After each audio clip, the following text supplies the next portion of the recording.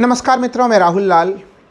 आज राजनीतिक गलियारे में हर तरफ चर्चा का विषय बना हुआ है कि किस प्रकार से चट्टानी एकता के साथ राजस्थान में मुख्यमंत्री अशोक गहलोत और सचिन पायलट चुनाव लड़ रहे हैं, जो कि चुनाव 25 नवंबर को संपन्न होने वाले हैं।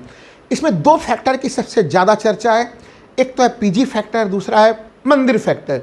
क्या है ये पीजी फैक्टर, क्या है मंदिर फैक्टर, इसको तो समझेंगे ही, साथ ही समझेंगे कि कर्नाटक मॉडल, जहाँ पे कि काफ़ी ज़्यादा मतभेद थे वहाँ के दो शीर्ष नेताओं के बीच में कांग्रेस में, वहाँ पे भी कांग्रेस ने अपने शीर्ष नेताओं के मतभेद को दूर किया और डीके शिव कुमार उसमें जो है कि उनका नाम आता ही है। वहाँ के मुख्यमंत्री और डीके शिव कुमार के मतभेदों को दूर करके ही कर्नाटक की चुनावी जीत हासिल की। उसी प्रकार से कांग्रेस यह बात समझ चुकी थी कि जब तक सचिन पायलट और अशोक गहलोत के मतभेदों को दूर नहीं किया जाएगा, राजस्थान चुनाव के लिए बड़ी मुश्किल चीज़ होगी। और अब वो जो लंबे समय से समय रहते जो कांग्रेस आलाकमान ने इसके प्रयास किए, उसके परिणाम अभी वर्तमान में नज़र आ रहे हैं।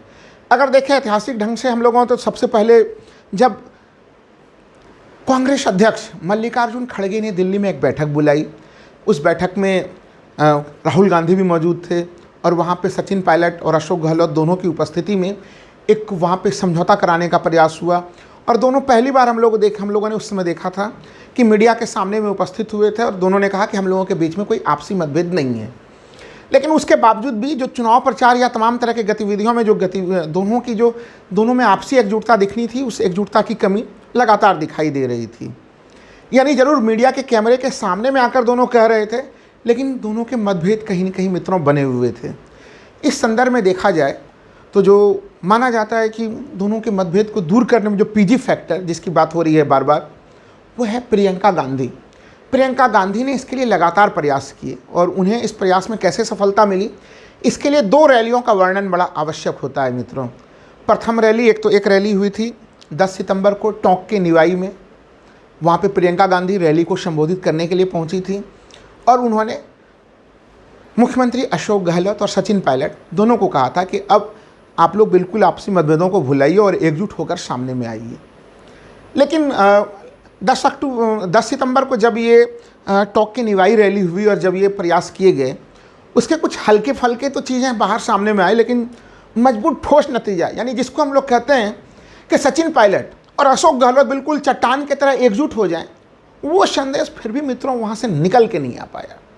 यानी कांग्रेस आलाकमान को ये समझ में आ रहा था कि अभी भी इस पूरे प्रकरण में कुछ करने की चीज़ें हैं, क्योंकि 10 सितंबर की वो घटना थी और लगातार समय का कालचक्र आगे बढ़ता ही जा रहा था और धीरे धीरे सितंबर से अक्टूबर का समय आ गया, लेकिन अभी भी मतभेद की स्थिति यहाँ पे बनी हुई थी। देखिए, अगर हम लोग राजस्थान की राजनीति को देखते हैं तो ज़रूर यहाँ पे सचिन पायलट और अशोक गहलोत के मतभेद की चर्चा तो ज़रूर होती है, जो मीडिया डोमेन में भी चर्चा होती है।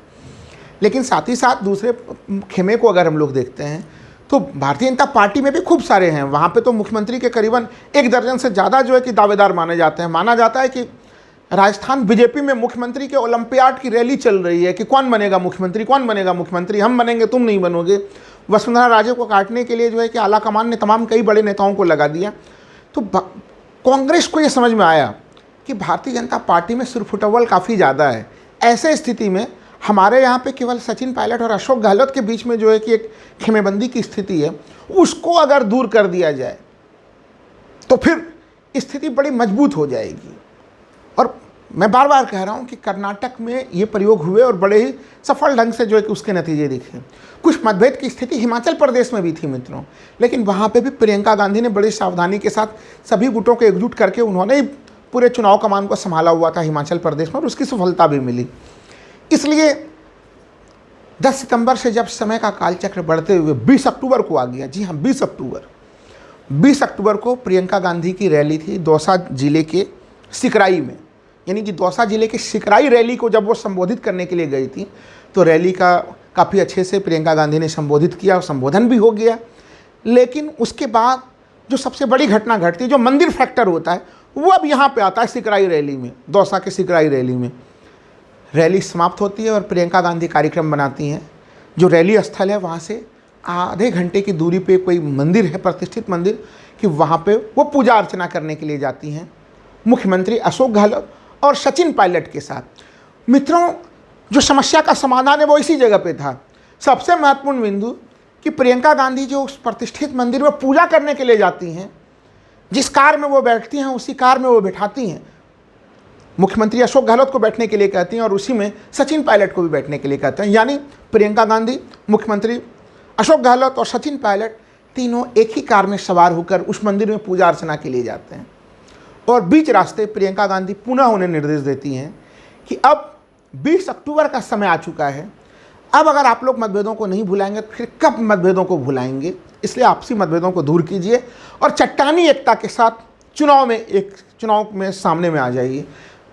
इसके ऊपर जो मुख्यमंत्री अशोक गहलोत ने काफ़ी शालीनता से उन्होंने जवाब दिया उन्हें कि आप हमारे आला कमान हैं, आप ही हमारे हाई कमान हैं, मैं आपके निर्देशों का पालन कैसे नहीं कर सकता।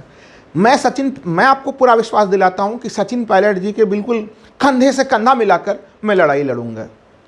फिर जब प्रियंका गांधी ने यही बात सचिन पायलट को कही कि देखिए अशोक गहलोत जी की तरफ से तो पूरा आश्वासन मिल चुका है, आपके तरफ से आप पुराने मतभेदों को कब भूलकर जो है कि चट्टानी एकता दिखाइएगा। तो सचिन पायलट ने भी कहा कि आपकी बातें सिर माथे पे, उसका मैं कभी भी उसको मैं अस्वीकार नहीं कर सकता और जल्द ही मैं अभी ही कह रहा हूँ कि इस समय कि मैं पुराने सारे मतभेद को अशोक गहलोत के साथ सारे मतभेद को मैं भुला चुका हूँ और जल्दी एक प्रेस कॉन्फ्रेंस करूँगा जिसमें पूरे दुनिया को पता लग जाएगा कि मैं किस तरह से चट्टान के साथ खड़ा हूँ मुख्यमंत्री अशोक गहलोत के साथ। ये बातें 20 अक्टूबर को दौसा के सिकराई रैली के दरमियान में मंदिर पूजा अर्चना करने से पहले कही गई। आप लोग सोशल मीडिया पे देखेंगे तो वो तस्वीरें भी दिखेंगी जो जिस मंदिर में तीनों लोग एक साथ पूजा अर्चना करते हुए दिख रहे हैं। लेकिन सबसे महत्वपूर्ण चीज़ कि सचिन पायलट ने जो कहा वो किया और वो अब इस समय उनकी जो वो प्रेस कॉन्फ्रेंस जो उन्होंने अशोक गहलोत के लिए किया वो अभी लगातार चर्चा में है। और उन्होंने वो प्रेस कॉन्फ्रेंस कब किया मित्रों? उन्होंने वो प्रेस कॉन्फ्रेंस किया कि जब अचानक से ईडी एक्टिव हो गई राजस्थान में और ईडी की छापेमारी राजस्थान के 3 नेताओं पे शुरू हो गई। वहाँ पे अशोक गहलोत के बेटे वैभव गहलोत के ऊपर उनको समन के लिए बुलाया गया। गोविंद सिंह डोटासरा जो प्रदेश अध्यक्ष हैं उनके घरों पे ईडी की छापेमारी शुरू हो गई। तब सचिन पायलट ने प्रेस कॉन्फ्रेंस करके सीधे सीधे अशोक गहलोत और वैभव गहलोत का पूरा बचाव किया ईडी के पूरे प्रकरण को लेकर और वो बिल्कुल फ्रंट वॉरियर की तरह सामने में आए, जिससे एक सीधा संकेत आया जहां पे भारतीय जनता पार्टी एक तरह से भ्रष्टाचार के मामलों को उठा के ईडी के माध्यम से भ्रष्टाचार के मामलों को उठा के अशोक गहलोत के छवि को खराब करना चाह रही थी। उसी जगह पे सचिन पायलट आते हैं फ्रंट वॉरियर के रूप में और वो सीधा वो प्रेस कॉन्फ्रेंस करके अशोक गहलोत और अशोक गहलोत के पूरे सरकार का बचाव करते हैं ईडी के मामले को लेके। और उन्होंने बिल्कुल स्पष्ट कर दिया कि ईडी केवल और केवल जो है छवि खराब करने के लिए, जो ईडी के टाइमिंग है, यानी जिस तरह से राजस्थान चुनाव के मुहाने पे है, 1 महीने से भी कम समय बचे हैं राजस्थान में चुनाव के, वैसे समय में ईडी की उपस्थिति का उन्होंने जोरदार खंडन किया। यानी 20 अक्टूबर को सिकराई रैली के दौरान उन्होंने जो आश्वासन दिया था प्रियंका गांधी को, उसे पूरा किया और अभी हम लोग उस पूरे चट्टानी एकता को देख रहे हैं। यानी अगर आज के समय में हम लोग राजस्थान चुनाव का विश्लेषण करें इस समय, तो कहीं न कहीं कांग्रेस में चीज़ें काफ़ी हद तक ऑर्डर में आते हुए नज़र आ रही हैं, लेकिन भारतीय जनता पार्टी के लिए डगर आसान नहीं है, क्योंकि वहाँ पे बहुत ज़्यादा खेमाबंदी पहले ही है। आला कमान जो है कि पहले से ही वसुंधरा राजे को साइड लाइन करती रही। हालांकि आला कमान साइड लाइन करने का प्रयास भी किया, प्रथम लिस्ट में वसुंधरा के समर्थकों को जगह नहीं मिली, लेकिन दूसरे लिस्ट में वसुंधरा के समर्थकों को एडजस्ट करना पड़ा। आज फिर भी स्थिति यह है वहाँ पे कि जब उनके तरफ से 124 सीटें भारतीय जनता पार्टी की तरफ से जारी हो चुकी हैं, वहाँ पे कम से कम 54 स्थानों पे बगावती स्वर जो है कि हैं भारतीय जनता पार्टी के खेमे के तरफ से, और 35 जगह पे तो बगावत जो है वो बिल्कुल खुले स्तर पे है मित्रों, और 10 जगह पे तो वहाँ के भारतीय जनता पार्टी के जो उम्मीदवार टिकट के लिए इच्छुक थे उन लोगों ने निर्दलीय चुनाव लड़ने की बिल्कुल खुलेआम घोषणा कर डाली है। ये सारे प्रकरण हम लोगों को हिमाचल प्रदेश की यादें ताज़ा कराती हुई दिखती हैं।